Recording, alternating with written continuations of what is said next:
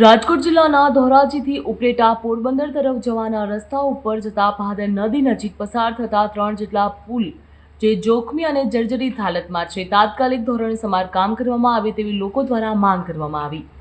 તાજેતરમાં જે પુલ ધરાશાયી થવાની ઘટના બની હતી, ત્યારબાદ સરકાર દ્વારા અને પુલ અને બ્રિજનું નિરીક્ષણ કરવાની સૂચના આપવામાં આવી।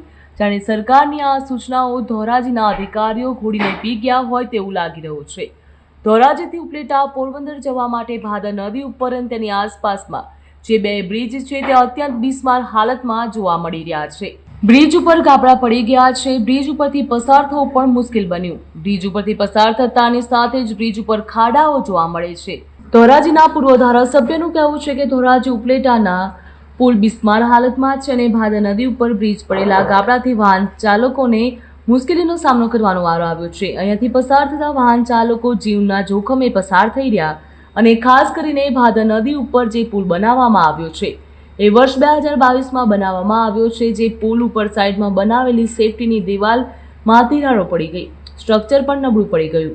અહીંથી પસાર થતા વાહન ચાલકોનું કહેવું છે કે આ તમામ જોખમી બ્રિજને રિપેર કરવામાં નહીં આવે તો બ્રિજ પડી જશે।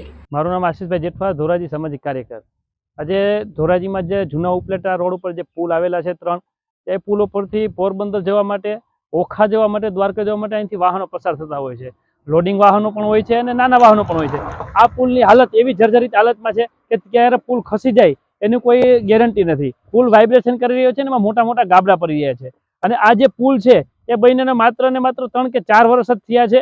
આ કોન્ટ્રાક્ટરના અને એન્જિનિયર અને તંત્રના પાપે આ નબળી કામગીરી કરવાના કારણે આ પુલમાં ગાબડા પડી ગયા છે અને જર્જરિત હાલતમાં થઈ ગયો છે। પુલ વાઇબ્રેટ કરી રહ્યો છે। એટલે અમારી મુખ્ય માંગણી એ છે પુલને તાત્કાલિક રિપેર કરવામાં આવે, જે ગાબડા પડ્યા છે એને પણ રિપેર કરવામાં આવે અને જે નબળી કામગીરી કોન્ટ્રાક્ટરો કરી છે એને બ્લેકલિસ્ટ કરવામાં આવે, તેમજ એન્જિનિયરને પણ આમાંથી સસ્પેન્ડ કરવા માટે એવી અમારે તંત્રને વિનંતી છે।